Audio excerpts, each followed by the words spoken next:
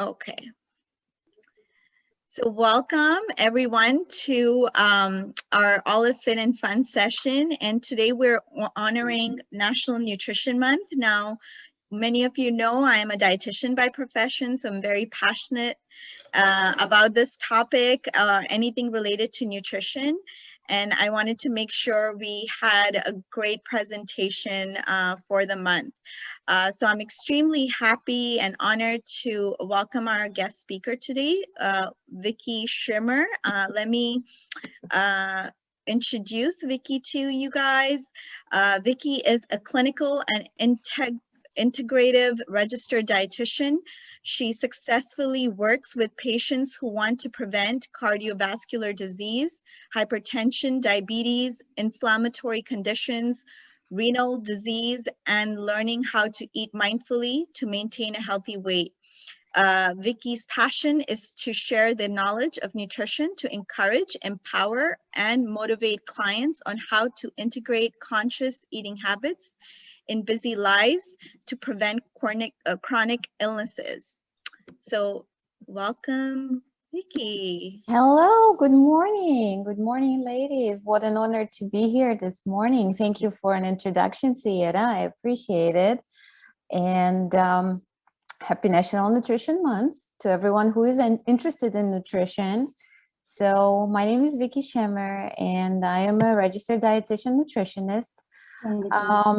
I know that you have recently had a talk with Dr. Liu, and he did introduce two models of approaches. He introduced traditional one, he introduced the functional integrative one. So we're trying to be on both models with the traditional doctors and with integrative doctors. Just a little bit about myself. When I was a little kid, I watched my dad and my mom suffering from high blood pressure and extra weight, and I always wondered, why is this happening? And on the other end, I watched my grandma, who always cooked her food. She ate modest portions, and she lived until she was 98, I believe, without any debilitating diseases. She just passed away in her sleep. So I said, oh, that must be something there. And she would never let me to buy any packaged food or any junk food. So this is how I came to nutrition. I was born in Ukraine in Eastern Europe, and then I lived in Cyprus, a Greek island, for a while, about 10 years. So I worked, this is my second career. Originally, I'm a translator, and I worked for an Arabic company when I was living in Cyprus. So I'm familiar with Mediterranean cuisine. I'm familiar with Middle Eastern cuisine. I think they're both beautiful. They offer so many dishes that can help us to promote health. Our today's presentation, we're going to talk about chronic inflammation and how we can help ourselves to reduce it and hopefully eliminate it with natural foods. It's the only way, natural foods. Packaged foods won't offer us much relief there. So let's go and start it. Sayeda, I'm having some, I don't know, I can't seem to, okay, here we go. I'm sorry guys about this. So what we're going to talk about today will be what is inflammation? What are the types of inflammation? Why are we talking about inflammation? What foods promote inflammation? We need to know about the bad and the ugly as well, and what foods will help us to fight it. We're going to talk a little bit about omega-3 and omega-6, and for those who attended Dr. Liu presentation, he covered some of that in his presentation as well. Changes that we can implement today, because I realize that lots of people, including myself, I really like when a specialist or someone who is knowledgeable about the subject gives me steps. Do this, at least something to start with. Then we'll do short recipe demonstration, whatever we can do through the screen, whatever I can show you. And then we'll take some questions and answers. I hope there'll be enough time. And if you have a burning question during the presentation and you may need to ask that question, please put it in the chat or just briefly put in the chat, Vicky, I need to ask a question. So if there's maybe a term that you don't understand, you're welcome to do it, but it's better to keep it till the end if it can wait, if the question can wait. So, Vicky, are you sharing your screen right now? Yes, can you see it? No, I cannot. So, I'm so sorry. No worries. Sorry, hold on.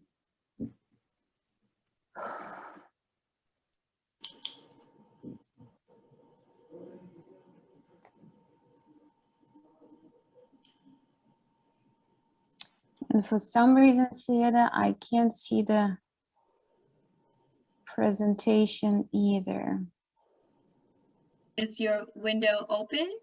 Yes. Okay, so are you saying stop? Maybe just, yes. Do you see it now? Okay. Yep. Okay. I'm so sorry. Okay. You're fine. All right. Okay.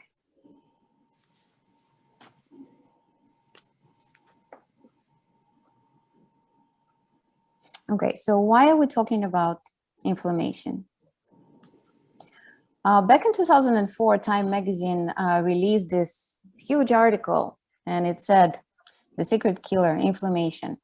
And what the authors of the article and the scientists who contribute to the research talked about, they were very firm about the fact that inflammation, chronic inflammation, can play a key role in cardiovascular disease, chronic pain, Alzheimer's, arthritis, rheumatoid arthritis for that matter, and some other diseases like cancer, unfortunately, and some autoimmune diseases like, well, rheumatoid arthritis is one of them, Hashimoto's disease.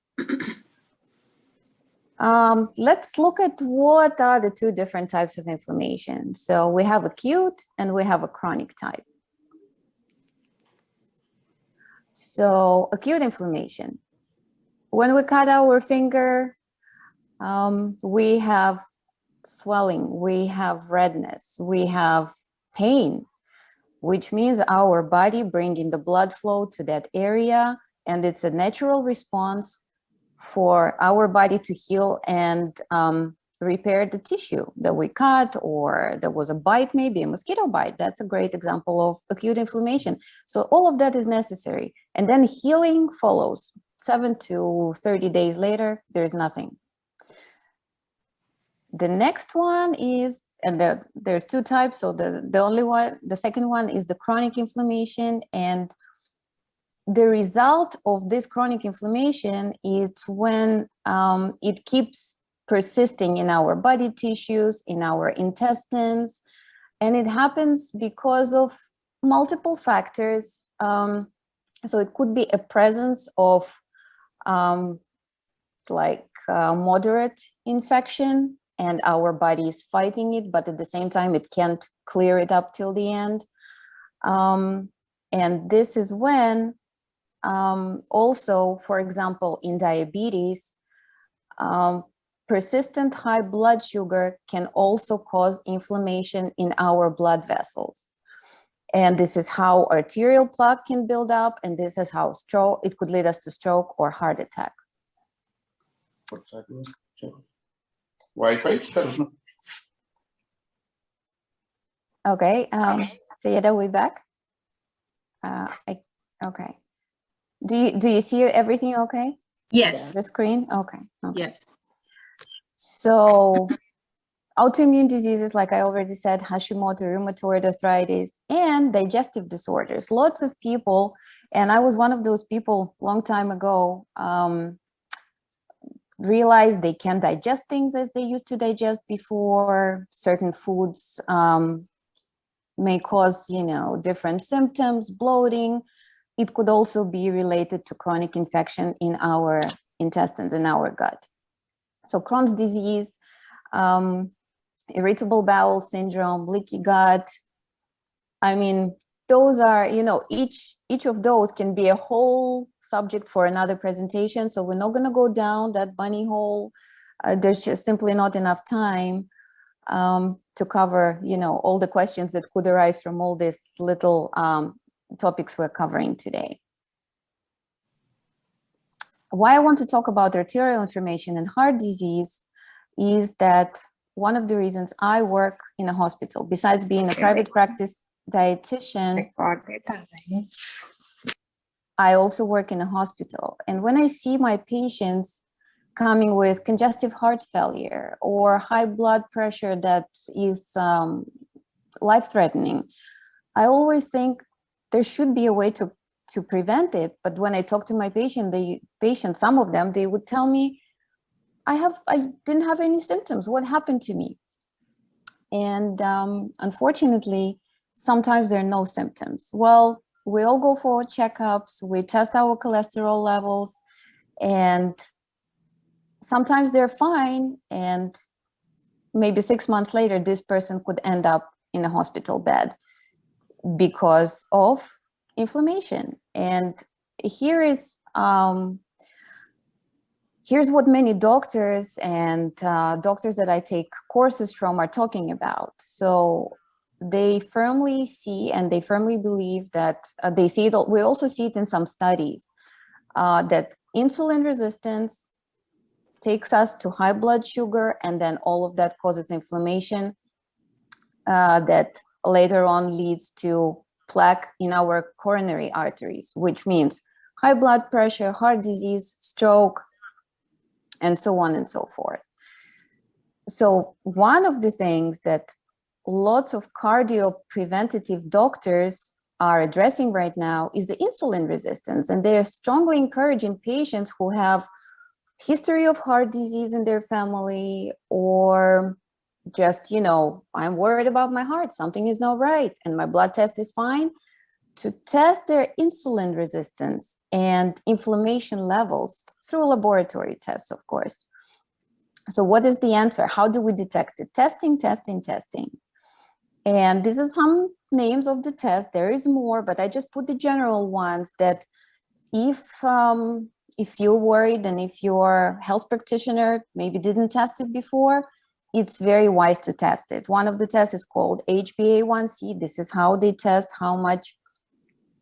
how we utilize glucose, how we can get glucose into our cells, and how it's used for fuel. If we cannot get glucose in our cells, we can't use it for fuel, it will build up in our blood cells, in our blood vessels. And this could lead to inflammation. And also C-peptide and insulin, this is how they test insulin resistance. And C-reactive protein is something that will test inflammation levels. Again, we're not going to go deeper than this into testing today, ladies, just because there's not enough time. But I made two lists for you here, and I put it deliberately in one slide in case someone wants to take like a screenshot or maybe a photo on their phone. It may seem a lot at first, but let's talk about things that promote inflammation. So this is the first list. It's called Stay Away.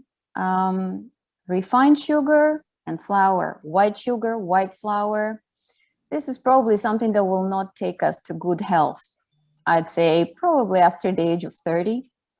This is when we all should start watching how much of those things we eat.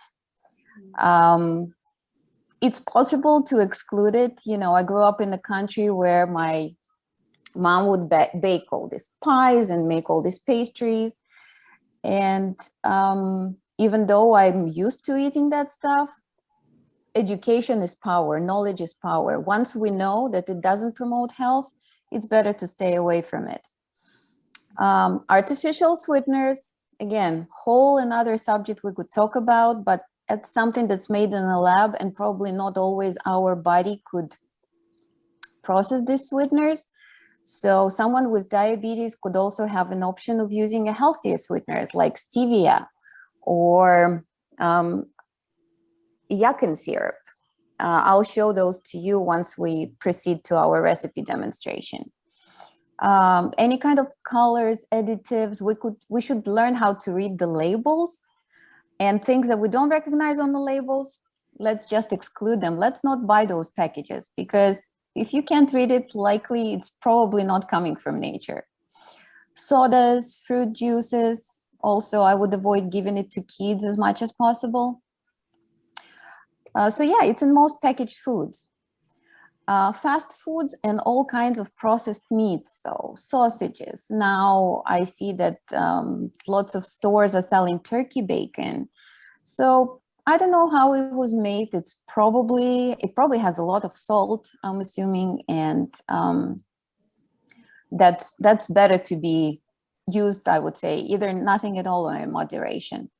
Canola oil and other refined vegetable oils and shortenings that are being marketed sometimes as healthier. They used to be marketed as healthier, but they have trans fats inside. They have oils that will basically promote inflammation, and why, there will be another slide and I'll explain that later, the problem with oils.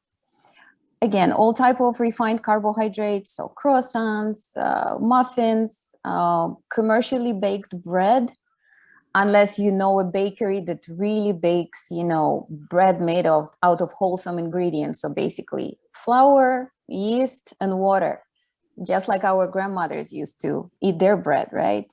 Sugary cereals, chips, packaged chips, and all those snacks.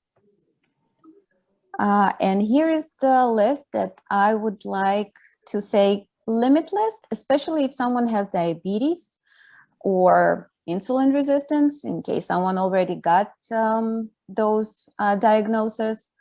So honey, maple syrup, date syrup, jams, they really raise blood sugar fast. Honey may be healthy in very small quantities, but our body will read it as sugar anyway.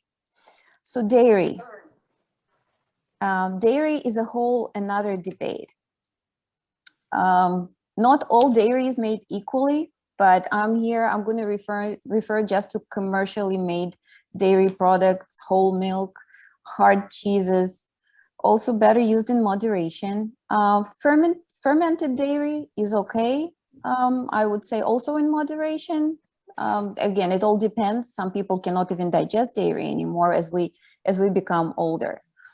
So large amounts of any meat. I would say if meat is a part of your diet, I would encourage everyone to use just like the size of your palm.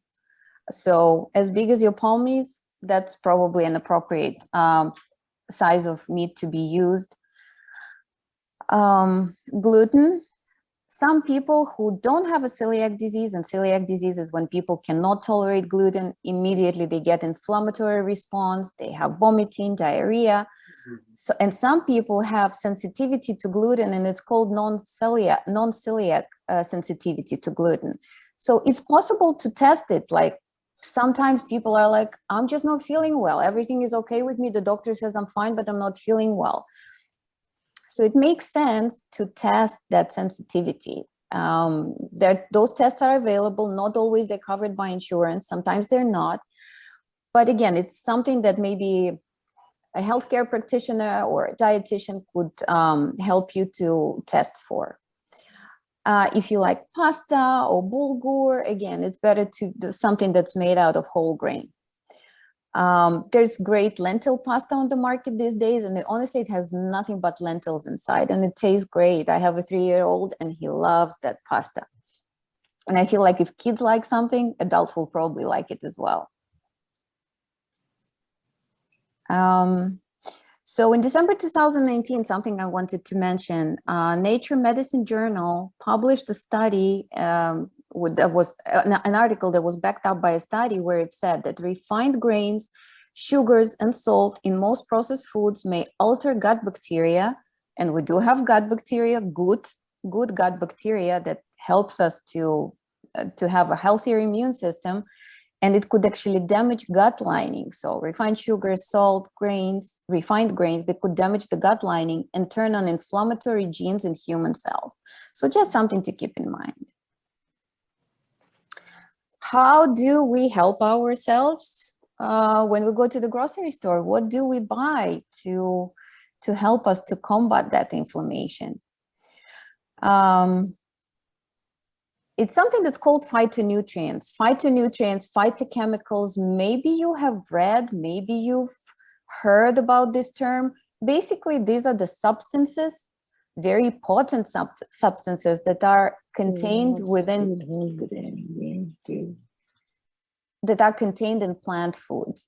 So these phytonutrients or phytochemicals, which we can use it interchangeably, the name, and it's in vegetables, it's in fruits, it's in nuts, in seeds, in whole grains, in beans, in tea, in spices. And the good news, it's also in chocolate, in cocoa bean. And we'll talk about what kind of chocolate is better to get when we're buying chocolate to eat at home. So they have excellent antioxidant and anti-inflammatory properties. Antioxidant, it's something that would help us to protect our cells from being damaged, from the environment outside, so all these different irritants we're subjected to these days. So the most known antioxidants, and I don't want you to get overwhelmed or scared by the names that you will see right now on the screen. I just put it there because the names of this of the phytonutrients are now being used widely. They're in magazine articles. They're used even for, people who may not have a medical background or nutritional background. So you don't have to remember the names, but pay attention to the text in color right here. So carotenoids. It's the name of the phytonutrient, and it's contained in carrots, pumpkins, kale, yams, tomatoes, and spinach. And I'm just keeping my lists very short here because carotenoids are in many other plant foods. So how they can help us? They can help us with the eye function, and they help us to build stronger immune system. The next one will be flavonoids. It's widely used. Maybe you've read it somewhere before, and these little substances, these phytonutrients, may help us to reduce cardiovascular disease and decrease inflammation. And flavonoids are present in legumes, beans, coffee. Good news, right? For some of us, apples, onions, and ginger. Okay, so coffee again, another whole subject that we could talk about, like coffee, heart disease, adrenal fatigue. We're not going to go down that lane right now. Maybe it's a subject for another presentation. But I put it there in small letters, and I put a little star next to it just because if you feel like you're having some heart palpitations, or, if there is some issues with fatigue, tiredness, not always coffee is a good solution to make us feel better. Some people feel great with coffee. I mean, my husband drinks like 5 cups of espresso a day and he's thriving. So it's all individual. We all created individually. We have different genetic makeup. We have different metabolisms. So things that you see on these presentations, for example, when I'm saying beans, legumes, not many people can digest. Not many people, because as we get a little bit older, as our digestive system slows down, sometimes there could be a problem with legumes and beans. But the good thing is that it's better to find out what is it that makes our digestive system to slow down, so we can fix it. So we can teach our bodies to start digesting those things again, just because they're healthy for us. It's good to eat those things. It has a lot of fiber too, and fiber helps us to keep our blood sugar levels stable. So another reason for us to look at legumes and beans. And I would say if you have a problem with digesting beans, start leaning towards legumes like lentils, for example. Yellow lentils, they're very gentle on digestion. So you could try that too. Next one, it will be glucosinolates. And these are cancer preventive properties.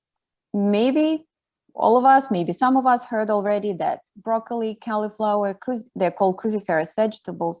They help to prevent cancer. And there are studies that show that indeed they do. So Brussels sprouts, broccoli, kohlrabi cabbage. I've seen it in rolls being sold. It looks like a I don't have it today for the demonstration, but it looks like a white, kind of greenish, whitish greenish root. It's great when you peel off the skin and you just slice it. It tastes sweet. It really tastes good. So we could use it as a snack, or you could grate it in your salads. I grate it for my kids and my family in salads. It gives that sweetness. And two more. The next one would be ellagic acid, and it will help us to normalize our cholesterol levels and reduce inflammation. And it's in raspberries, in pomegranates, it's in walnuts, and in blackberries. Blueberries are also, I didn't put it here, just didn't want to overwhelm you, but blueberries are also a great source of antioxidant and something that has ellagic acid in it. Resveratrol, and I know Dr. Liu spoke on his presentation about it because I watched it as well. So what it helps to improve blood circulation. Like he said to you already, it may not help with the blood circulation to the brain, but it helps to improve blood circulation in the joints and legs and to the heart muscle, which is really what we care about. So it's in grape skins, it's in pistachios, it's in peanuts, and it's in dark chocolate. Now, please don't go out and buy huge chunks of dark chocolate and start eating it. Everything in moderation, including pistachios, including peanuts, and including grapes, because if someone has a high blood sugar, eating too many grapes would not be a good idea. Mm-hmm. Now, some of these phytochemicals are available as supplements. Resveratrol is available, flavonoids are available from green tea. Can we can we kind of find a way out of just supplementing and not changing our lifestyle and not changing the way that we eat? Probably no, because if we had a magic pill, I probably wouldn't be talking to you about foods today. So I would say what we bring from grocery stores and what we cook at home is the key. And then if there's some kind of a therapeutic goal, if someone has a condition and some kind of a therapy needs to be indicated, that's when supplements are coming to the rescue. So before you decide to buy any kind of a supplement, always talk to your healthcare practitioner. Some other anti-inflammatory foods. So spices like turmeric, ginger, cinnamon, garlic, black pepper, cloves, cardamom, cayenne pepper. And I feel like Middle Eastern cuisine and Mediterranean cuisine, they just give us so much knowledge about these spices because it's something that we grew up with.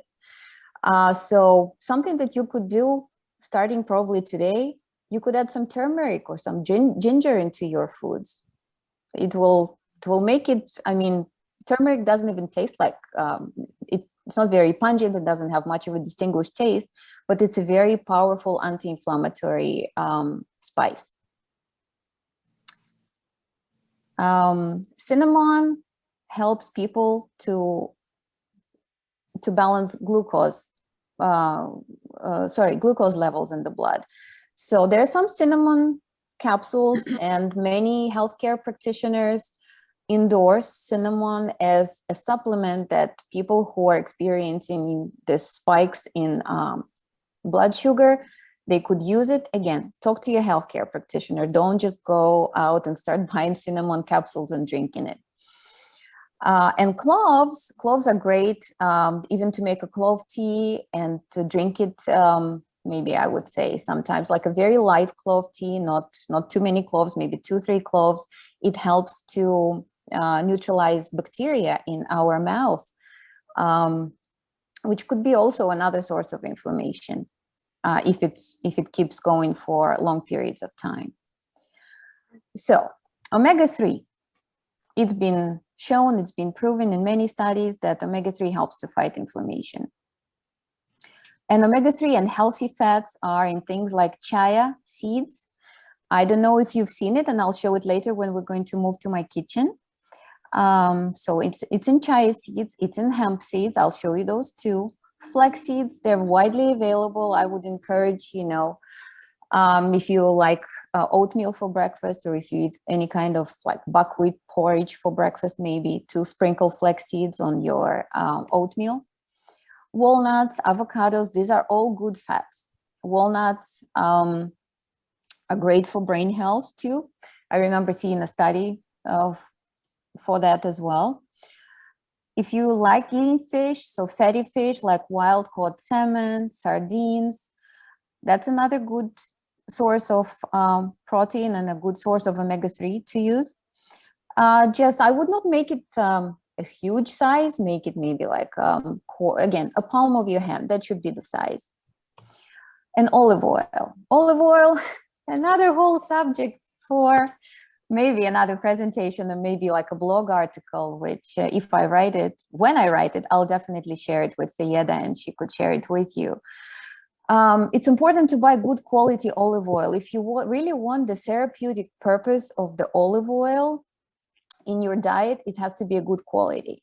And good quality olive oil is not cheap in the United States. I'll tell you this, it's not cheap anywhere. I've lived in Europe, I've been to Italy, I've been living here for 14 years, and it's not cheap. But if you want the benefits of it, it's better to invest it, because the olive oil that is cheap, it may not have, it may already be expired, and we won't know because it really won't taste any, it will taste different if you compare it with the fresh one, but we need to be careful on how to choose our olive oil. I'll show you the brand that I'm using later on. So let's talk about omega-3 versus omega-6 and cooking oils. And like I told you before, why there is a problem with canola oil and why there is a problem in general with inflammatory diseases in the United States. Cardiovascular diseases, #1 killer. First of all, people in the United States and those, I guess, who were born here or who came here very young, they tend to use more foods from outside. They order takeout. Less food is being cooked at home, and foods are from, fast food places or restaurants is cooked with oils because, well, fried foods do taste good. The problem with oils like canola, which is widely used in restaurant industry, it has a higher ratio of omega-6 versus to omega-3. So the higher the ratio of omega-6 in an oil, and the smaller the ratio of omega-3, something like that will promote inflammation in our body. And this is why I wrote here, the higher the ratio of omega-6 versus omega-3 equals inflammation. And here's a little, you can see, I can't for some reason use them. Okay, so this little table here, the green, it's good to go, right? Look, omega-3 is higher, omega-6 is lower.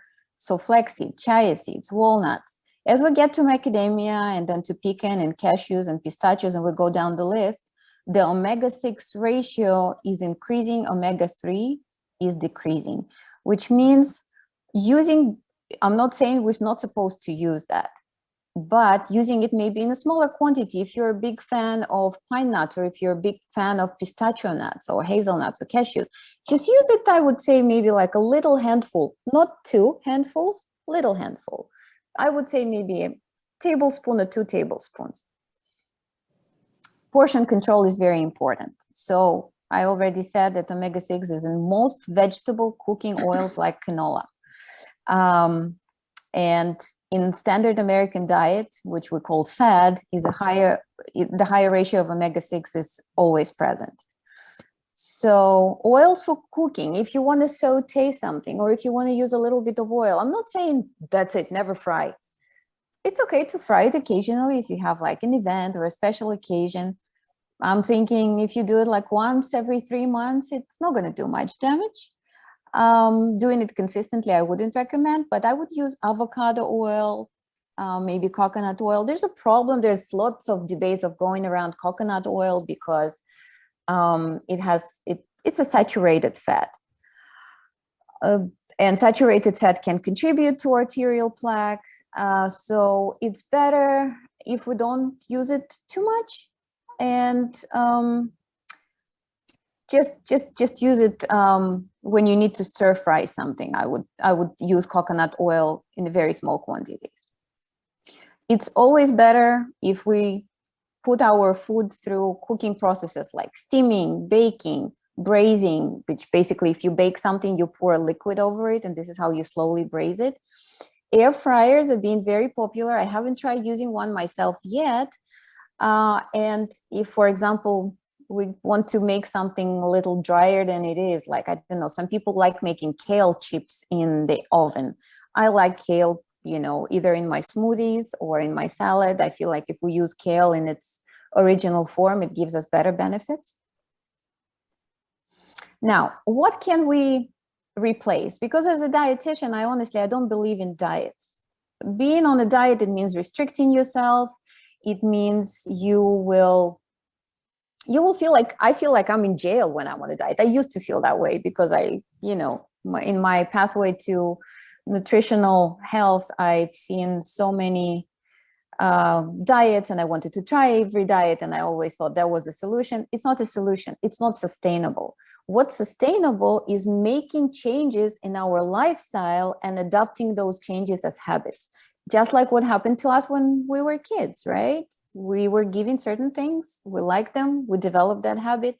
Well, when we're adults, we can take responsibility and we can sort of create new habits and see it as, you know, as an achievement, not necessarily a challenge. It may be challenging at times, but it will be an achievement for you and for your health. So dairy, I would say, if you like dairy, use it in moderation. But if you want to try something new, you could try nut cheeses. There's a brand called Miyoko. It's not very cheap, but you use it in a very small quantity. It makes a great sauce. Also, I brought it here with me. It's a yogurt. I was not a fan of coconut yogurts until I discovered this one. Sayeda, can you see me? Can you see what I'm showing? Yeah. Yeah. Yes. Okay. So it's called lava yogurt. It tastes great, and they have it's made out of coconuts. It's made out of plantains. There's no sugar added. My kids love it. My whole family loves it. Very nice yogurt to use as a substitute for a dairy. Now, meats. Again, I'm a big fan of using beans instead of meat, or on the days that I don't cook meat for my family, I would use beans. There are two more things like tempeh and seitan, and again, we could talk about it for longer, but we don't have time. But beans make great, like you can make like a burger patties, and you can put it on your salad, and that's going to be a healthy source of protein. If you do use meat, I would strongly suggest that you would choose like grass-fed meat and organic air-chilled chicken or turkey. Just because the way that conventional meat is raised in the United States, it's probably will promote more inflammation than we'll see a benefit from it. And again, a whole another subject, not going to get into this. Our time is pressing a little bit. Sodas, we can substitute sodas by, you know, putting a jug of water and dropping some fruits into it. Oranges, lemons, strawberries. Summer is coming right now. A water like that goes better at our dinner table than any kind of, you know, sodas. Well, I don't buy sodas for my house, but water is our friend for sure. Cereals, we can make homemade granola. Again, not necessarily the best thing to do, maybe for kids. And we could use still cut oats, because still cut oats, it's a whole grain and it has lots of fiber in it. Instead of vegetable oils, what I do, I use vegetable broth, and I bake a lot, and air frying, I already mentioned it. 5 changes that we can do today is start eating more plants, green plants, cook more at home, reduce sugar and processed foods. Keep it for events, keep it for birthday, keep it for family gatherings. Like when someone brings a cake, if you want a little piece, it's fine to eat it. Don't do it the next day. Don't finish you know, the entire cake on the same day. So I would say 2-3 bites of a cake is enough to give us that, you know, the pleasure of sugar. Number 4, increase omega-3 and berries in the diet. So, you know, put walnuts as snacks probably, or, you know, you can grind walnuts and put it on top of your cereal or your oatmeal in the morning. It actually tastes really good. Walnuts with oatmeal and cinnamon, excellent breakfast. And physical activity and reducing stress. That's something important. So it takes me to the next slide, which is, you know, lifestyle changes. Physical exercise, flossing, staying on top of our dental health, regular checkups, ask questions. Don't be afraid to ask questions from your doctor. Tell him, hey, I'm worried about this. What else can we test? Meditation, prayer, being in nature, family time as much as possible. I'm not going to say friends time because these days we're all keeping the distance. Plan grocery shopping and meal preparation. It's just going to make, you know, our lives easier. I'm still in a learning process and I'm doing it myself right now, but it really helps to reduce the stress in terms of like, oh my God, what am I going to cook today that's good for me? So doing all these things. Now, I just wanted to touch a little bit on how a registered dietitians like myself, like Sayeda, how we can help someone who has questions about nutrition, about health. Everything that we talked about today is take it as a general advice. As I said before, we're all individual, you know, made humans. So we have our genetic makeup, our metabolism, it's all individual. What's good for one person may not be good for another. You know, Greek philosophers said that one man's food can be another man's poison. So that's something to keep in mind. Just because the neighbor is doing it may not be good for you. So we provide medical nutrition therapy for people who have certain conditions. We help to understand what supplements are right or not right, maybe right or not so good. And we can communicate with your doctors and we can help to put a health puzzle together. So sometimes people analyze so much, they read so much, they see so many things on the news and they don't know, oh my God, what do I do with all this information? So we can help to piece it together. We help people with cardiovascular diseases and how to prevent it, diabetes, kidney health, weight management, and also the gut health that I mentioned before. We take some of the insurance plans. Down there, you can see the information, how you can reach us. And there is a little discount that our practice is happy to offer for whoever decides to look for our advice. So you can see it at the end. These are the credits that I would like to give to the people who did all the studies that I talked about today. And now let's move to my kitchen. Just give me 1 second and we will do a quick demonstration of the salad that hopefully your family will like. I know my family loves it when I made it the first time. Okay. Can everyone see me okay? Yes. Yes. Okay, great. So, and you will see the recipe. Again, it's a salad. You don't have to be precise. You can just take as much as you want of. Our first ingredients will be, so there's arugula, right? I already have some arugula in my salad bowl here. And I'm trying to raise it because so you can see me. Okay, guys, I'm going to leave it like this. Bring it down a little so that we can see the table.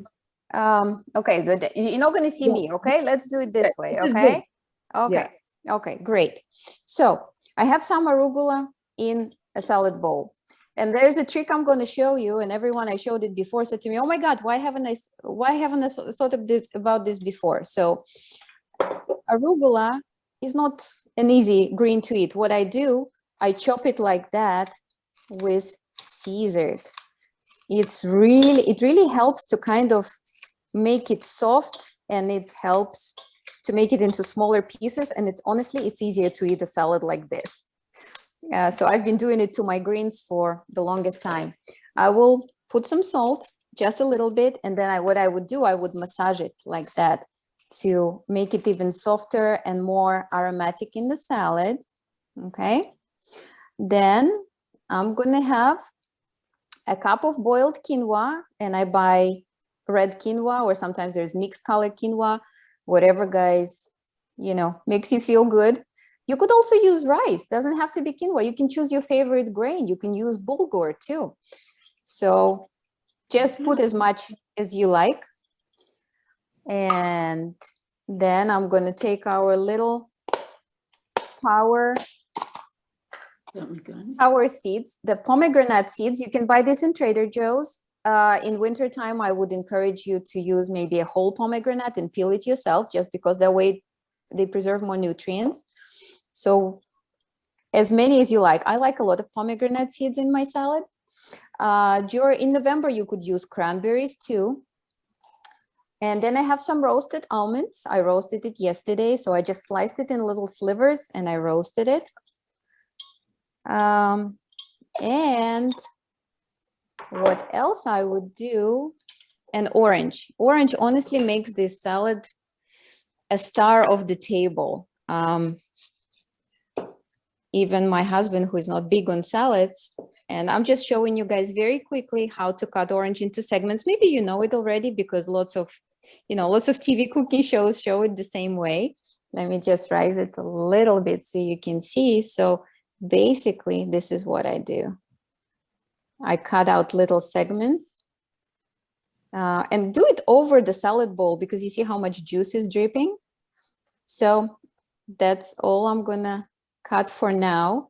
And I'm so sorry I'm not in a closer proximity so we can all try it. And the dressing for the salad will be basically, you can cut as many slices as you want, and then you can just squeeze out some of the orange juice on top, just like that. And this is the olive oil that I buy. I really like this brand. It comes from a single origin in Italy. It has a harvest date on it.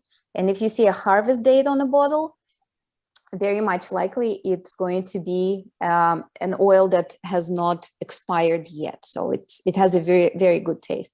So put as much olive oil as you like. And that's it. And we're done. And, you know, anti-inflammatory, antioxidant salad is ready for lunch. Honestly, when I eat a bowl of this salad, I feel so full because we have grains here. We have a source of protein, which is which are almonds. And you want to make it more nutritious. You could use maybe a little bit of boiled lentils too. It's not going to change the taste much. I promised to show you quinoa. I'm using this kind of quinoa and the chia seeds. These are the chia seeds. You can also put these chia seeds in your pudding. They are widely sold everywhere. So this is a good source of omega-3. And these are hemp seeds. You could also use it in your salads or maybe in they're very tiny. They're very easy to chew. They don't taste. They don't have any distinct taste. And something I wanted to show you as a little stuff substitute. Not many people know about it, unfortunately. Something you could use maybe in your desserts or instead of honey. It's called yuccan syrup. So, you know, I don't believe in taking things away, but I believe in substituting things. So I feel like sugar, honey, and all of those, you know, sweetened syrups like maple could be successfully substituted with yuccan syrup. So yuccan has maybe 1/3 of sugar, of honey, 1/3 of the sweetness. And it's so very much unlikely that it would raise a blood sugar for someone with diabetes. I'm done with my presentation. So I'm sorry if, you know, if there's something that maybe you didn't catch along the way, but you're welcome to ask me questions right now. So Yeda, do we still have time? Yes, we do. We have about 7 minutes or so. So okay, great. Yes. I have a question. Where do you get the olive oil and the yuccan syrup that you bought? What stores did you find those? Right. So Sayeda, I get olive oil that I buy in Mother's Market or Whole Foods. I also got it once from Thrive Market, and it's a market that's online. Not always they have it, but it's cheaper there. And this bottle, I bought it for $14, but again, little goes a long way. We don't have to use half bottle of olive oil, right? We use about a tablespoon to 2 tablespoons per salad, especially for those people who would like to lose some weight. As healthy as olive oil is, it's still oil, it still has a lot of calories. So again, this bottle could last maybe a month or 2 sometimes for my family.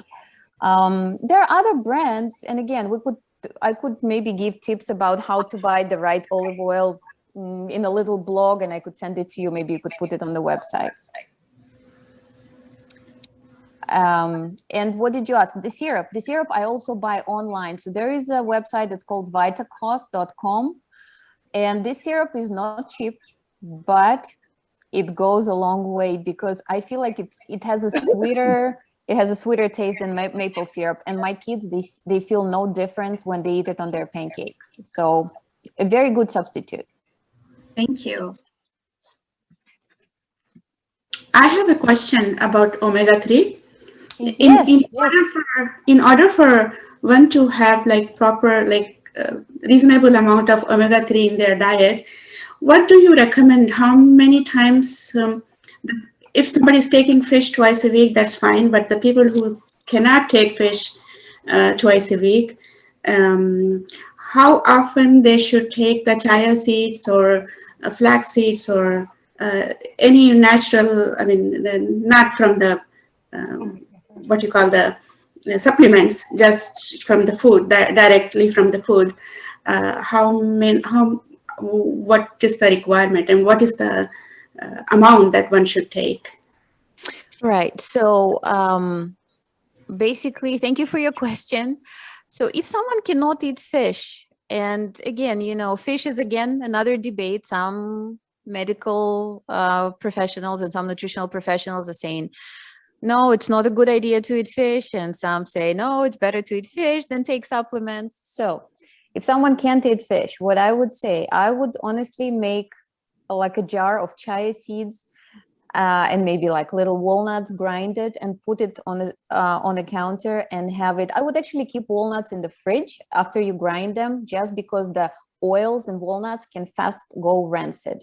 So things like even, all your seeds and nuts, I would keep it in the fridge. After you buy them and after you grind them, keep it in the fridge. I would say maybe, a teaspoon of chia for your breakfast and maybe a teaspoon of walnuts for your breakfast on your oatmeal would be a good idea. And then I would, of course, encourage, again, if there's inflammatory condition going on, then omega-3 supplement would be a good idea. And all supplements, they have different dosage. So for example, if you buy a supplement of omega-3, and also please make sure you buy a good supplement that was tested by a third party. Oh gosh, supplements is a whole another subject for a presentation or maybe for a blog. So I could, I will keep that in mind. Pay attention to the amount that is recommended on the bottle, right? Not always more means better. So if a bottle amount is recommended 1 capsule twice a day, that's the recommended dose that a manufacturer of that supplement would put on the bottle. Yeah. I can't tell you exactly how many you need to take per day just because I don't have a brand in front of me. So omega-3 will contain EPA and DHA, essential fatty acids in them. And this is where you can, so I would say use chia seeds, use flax seeds, use walnuts, and do a supplement as well. Thank you. Nordic Naturals, they do good supplements. They really, they clean out those oils. They make sure there's not too many heavy metals in the omega-3. Again, I'm not going to favor one brand over another. I mean, there's so many good brands out there, but some brands are not so good. So also consult with someone, who knows about the brands. Thank you. And the salad looked very delicious. It does. I was doing it like testing, yesterday, and I said, oh my God, am I going to eat all that salad at, 8 o'clock in the evening? And I did. I felt a little bit full, but it's a very good salad, and you don't feel heavy after a salad like this. I have a question. Yes. Yes, I'm here, I'm listening. See, between coffee and tea, what would you recommend? Which one has more caffeine, and what is more beneficial to you? I would definitely recommend green tea. Green tea has shown in some studies to reduce blood sugar and to have a larger amount of antioxidants, which we already talked about, those flavonoids that, will help us to reduce inflammation. So definitely green tea would be my number one. Then I would put black tea, and I would put coffee on the third position. And only if you don't have any kind of, strange symptoms too, because also keep in mind, coffee can dehydrate us. Coffee is a dehydrator. So for the older we get, the harder our kidneys need to work. I would be, more merciful to our bodies and use coffee occasionally. And I would use more, white tea, green tea, black tea, also possible. Just don't make it too strong. We are used to taking milk with tea. We can't take black tea, that's how we have been taking tea. We don't take black tea. Is it okay if we add a little bit of milk in it? If you can digest milk and you have no problems with, digesting milk, yeah, I guess it's okay. You can also try almond milk. Almond milk is great. Again, you need to try and see if you like it. Any specific type of green tea, or what does the green tea have that is good for you? What does it contain, the ingredients? Or you can make tea at home? If you're going to buy, green tea from a store, if it's organic, because sometimes green tea can be also sprayed with pesticides very heavily. So I would encourage you to buy organic green tea to get the best benefit from it. Mm-hmm. And it's just, you can drink 1 cup in the morning, you can drink 1 cup in the afternoon. See if you like the taste. Okay. All right. We can take one more question before we end today's session. So who's the lucky one? I have a question. There you go, Nicola, you're the lucky one. There you go. I can't see you, Nicole. I'm so sorry. I don't know, for some reason my presentation is showing me just a few windows, but okay. Yeah. Okay, go ahead. Yes, I had a question about the so what were the brands of olive oil that you recommend? Are you able to do that? The brands of olive oil I would recommend. Yeah, give me 1 second. So the brand of olive oil that I was showing you guys, it's called Lucini, Lucini. This is the one that I like. And it comes from Italy. However, Mother's Market also carries another very good brand of olive oil, and it comes from California, and it just has the best taste. It tastes like, it smells like freshly cut grass. It has that deep green color, which are all the specifications you should be looking for when you buy olive oil. So what I could do, I could send those. I don't remember the brand right now, right away, but I can send those brands to Sieda. Maybe you could put it on the website. We could do like a little, recommended brands of olive oil or something. Thank you. Thank you very much. Yeah. Yeah, because when I lived in Greece, I learned all about how to choose olive oil, how it should be made, how it should be pressed, and what are the best benefits that we could get from it. And definitely it's in this kind of form, put in your food. When you cook with it, it loses the healing properties. Yeah. One would have no idea. There are so many olive oils out there, and just buying a really expensive one wouldn't mean that you're getting the right one. Not always. Exactly. Not always, because sometimes you pay for the packaging, fancy packaging. True. And inside could be the most simplest olive oil. There is a very good olive oil shop in Laguna Beach on the Forest, I think it's called Forest Avenue. Yeah, it's on Forest Avenue. So it's called Olive Oil Company. Okay. So they let you taste the olive oil when you go there. And Oh my God, so many oils to choose from. I bought the oil from them, and I think it's a very good quality olive oil too. Okay, thank you. And also, so grapeseed oil, definitely not, huh? Oh, you know what? There is a debate with grapeseed oil, and I was, before our presentation, I looked it up. So what I've seen, you know, in some articles and some, you know, doctors who talk about preventative medicine, they are not in favor of grapeseed oil. They still believe that it's being processed, not always it's, you know, being squeezed raw and bottled that way. There's a lot of problems with how oil is processed. For example, canola oil is processed with petrochemicals. Where is the guarantee that those petrochemicals did not end up in that oil? I don't know. So honestly, I feel like, you know, olive oil, if we had, you know, the ancient equipment, we could do it in our kitchen. We could also probably squeeze some avocado oil out of those big seeds, but we can't make canola oil in our kitchen. Why should we use it, right? Yeah. I had read some time ago that frying with olive oil was not a good idea, but with the grapeseed oil, it could go to a higher temperature, and so it didn't just do something wrong, or some bad chemical change or something with the olive oil if you fry with it. I'll tell you this: every oil has its certain point at which we should not go above a certain temperature. So it has a smoke point, right? Right. Once the oil starts smoking, it's not going to give us any good health benefits, honestly, right? Okay, right? So I would not go above the smoking point of any oil. Either it's a coconut or avocado or grapeseed. Again, if you decide to fry once in a while, like for, I don't know, a birthday party or something, maybe using grapeseed, maybe using avocado is a good idea. Frying in coconut oil doesn't taste good. I tried. But don't do it too often. That's the whole, you know, a balance. I feel like the balance is the key, and for every person, the balance means something different.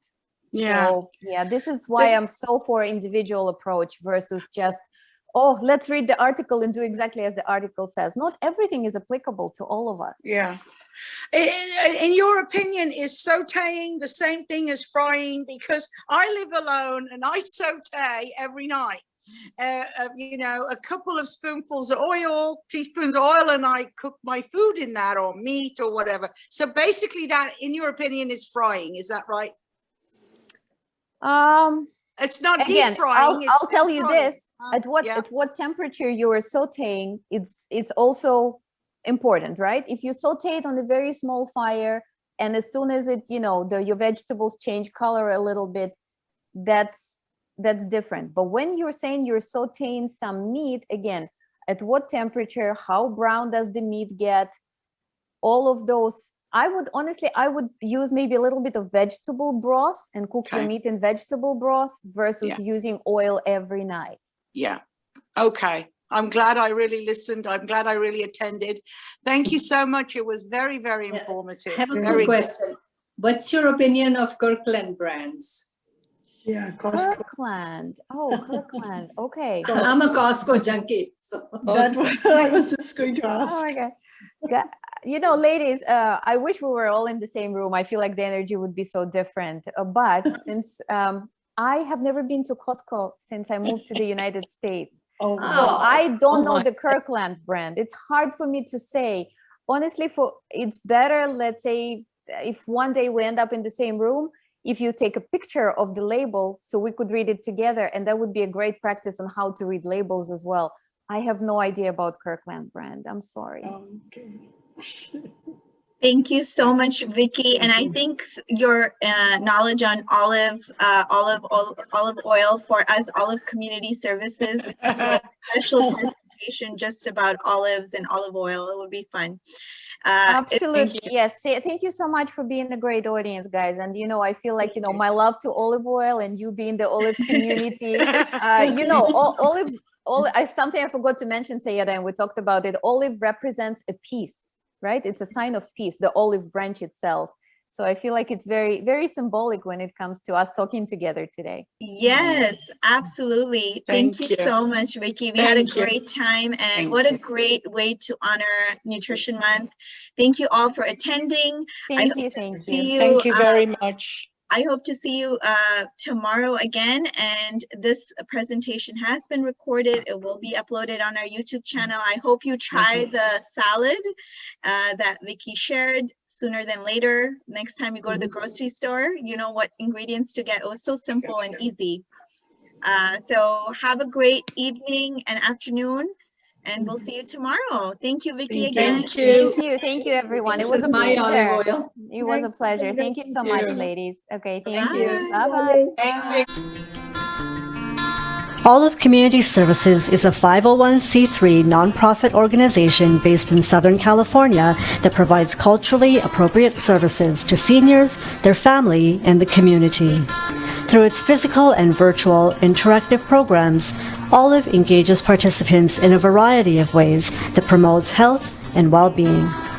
To learn more about Olive Community Services, to get involved, or to make a donation, please visit www.olivecs.org or email info@olivecs.org. Be a change maker, and together, let's live, learn, and thrive.